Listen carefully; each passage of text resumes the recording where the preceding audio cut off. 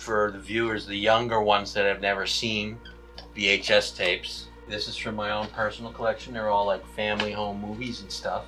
Every one of these is, in my opinion, is only slightly less scary than the vignettes in the film. Like this one, this is my nephew's christening. This one, oh, this is a Ron Jeremy film. I'm gonna put this one aside. I have my best friend is Jewish. He did a combined bris when the kid was 13, so it was a bris bar mitzvah. That was hard to take.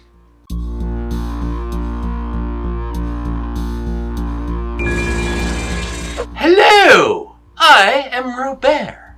And I'm Elisa Irma. And today we're reviewing a movie called VHS. Now if you're looking it up online, it's V/H/S. And I can't really say who the director is because there were like 7 different directors. There's a wraparound story and then 6 little vignettes in there. So if you can, it's complicated. Can you tell us what it's about? Yes, so from what I remember, it was about a group of misfits hired by an unknown third party to burglarize a desolated house to find a rare VHS tape. That's the wraparound, right? That's the wraparound story.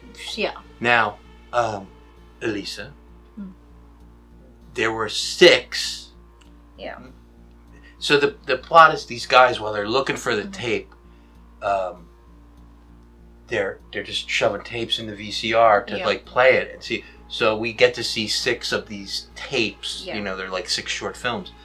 What was your favorite one? If you may not remember the name of the, because they don't really put titles up, but like what happened in it? Well, to say one of them was my favorite, I mean, the one that skeeves me out the most, I would say was, I'm gonna say an equal between. Am I allowed to do spoilers? No. No spoilers. No spoilers. No spoilers. All right. Well, the doctor. The one with the boyfriend doctor. Boyfriend doctor on a webcam. And then there's another one with a vampire. Right. Yeah. The boyfriend doctor one was the whole name of that vignette. It's called The Sick Thing That Happened to Emily When She Was Younger. Okay. Emily was played by Helen Rogers. Now, I only made notes on 2 of the actors in this, and she's one of them. Okay. Because I was impressed by that. Yes. And the other actress that I made notes about was the girl from the first one, which you also like. Yep. Hannah Fearman played Lily in the first story, and that's called Amateur Night. It's like about a bunch of dudes. Douchebags, douche bros. They go out to like pick up women at a bar on the town, and they meet. They want to meet a couple girls, but Lily is one of them. What's Lily's favorite thing to say? I like you. I like you. I like you. Say it to me. I like you. Oh. I like you. Okay, that's enough. She's creepy. Say it to that camera. I like you. It's like we're already doing lines like from you. the movie. Now, bosom alert at 2 minutes. Yeah.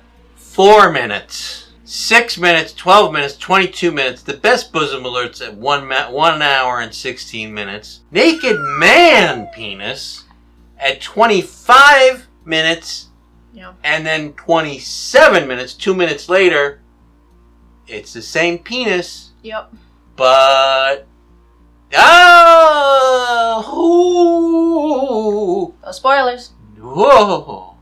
But I'm just saying. Very uncomfortable. So these hoodlums. Yeah. And I had the hairdresser. Yeah. Give me a mullet. So I look a little bit like a hoodlum. Yeah. Yeah. I mean. A little bit. Right. You just gotta mess it up a little bit, but yeah, you look like a hoodlum. They were promised $50 to go break into the house and find this tape. They break into the house, and the first thing they find is some dead old man in the chair. Yeah, that smells. And there's tons of VHS tapes. Yeah. You guys at home know what a VHS tape is, right? They're relevant. They're still relevant today. I use them. VHS. Yeah, you've seen them. I'm sure you have. Not Betamax. No. VHS. VHS. This movie came out in 2012. Yeah. Which is the same year that Cabin in the Woods came out. Oh, I could see the correlation there. They're similar. No, they're not similar at all. They're very different movies. No, I mean they're different movies, but the formatting I would say is similar. But would you say? Cabin in the... No, I would say Cabin in the Woods is more like a regular movie with scenes because the characters are continuous from scene to scene. Okay. I get what you're saying. Yeah. The characters in these 6 vignettes that are within the wraparound story, they're all different characters. They're all different actors. Yeah. And the wraparound story is also completely different characters, actors. But Cabin in the Woods, the groups get separated and they pivot. But it's Cabin in the Woods, it seems like a much more modern movie to me. Yeah. It's sharper. Yes. Like the producers and directors in this one, they were going for cruddy old videotape footage. Right? Like it's a found footage, crappy, and they're usually crappy footage. Yeah. And they pulled it off. Maybe it was more like, we don't have the budget to use good cameras, so let's just make it like it's a movie of shitty videotapes, which works. I mean, in my opinion, I think it's a little too shitty because there's just too much static going on to a point where it feels like you're losing some things. But to be completely honest, the whole premise of it was so uncomfortable that I wanted a little bit more static. Because I want to see some things. Well, a lot of the stories, virtually all of the 6 stories are, and the wraparound, the 7th story, they're all like found footage, and they're all like a guy holding a video camera. Or a girl. In some of them. Yeah. One of them, the one with the doctor and Emily, that takes place a lot on a computer. Yeah. So it's like a Skype call, because I don't think Zoom had been around in 2012. So she's Skyping with her doctor boyfriend, but everything else is like a handheld found footage. And other people have complained to me they didn't want to review it while they're co-hosts because it was like shaky cam and it was making them physically ill. When I watched it, it was uneasy. I felt like I couldn't stomach it, so I had to keep pausing it a little bit. Just because, yes, it's shaky. You get kind of nauseous looking at this, but also the gore. The gore and the lack of morality and humanity in some of them is just a little bit... No, all the stories are not gory, but some of them are very gory. Yeah. And realistic as well. Realistic gore. Yeah. Poor visual quality, so I don't know if that means it's less scary to watch, but, Seems intentional. Everybody had already had their fill of found footage movies, I think, in the horror movie verse, Yeah. So I don't think that this movie got all the attention that maybe it deserved. I think it was kind of cast aside as like, been there, done that, seen that, Yeah. I think it's a little bit better than that. I mean, it's good enough that they made a sequel, VHS 2. And VHS Viral. I haven't seen either one of those yet. Neither have I. Maybe I'll get to them next year. I don't know. I don't know. You know how many times they say the F word? Oh, my goodness. Add them all up. All the stories. I'm going to say 52. Try 240-ish. Yeah. That's a lot of F.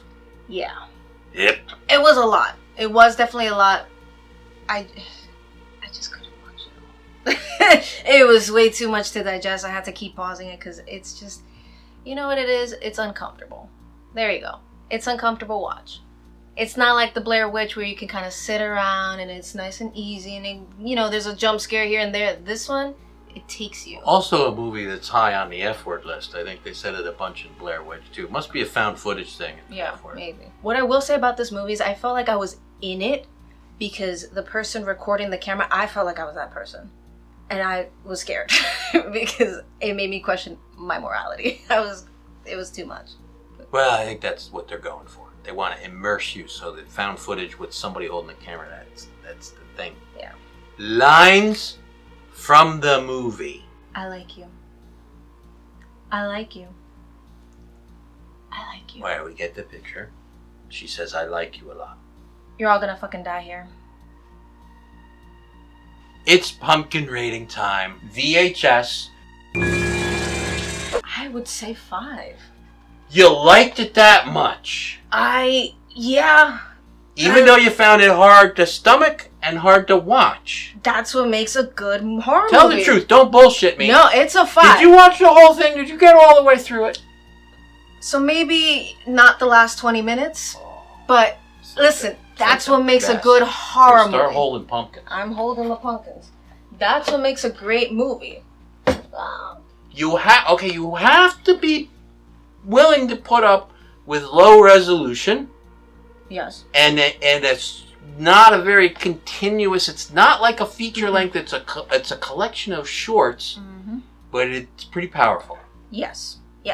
But you know what? The lack of quality adds to the movie. It's what adds to the horror. It's what makes you feel like you're involved.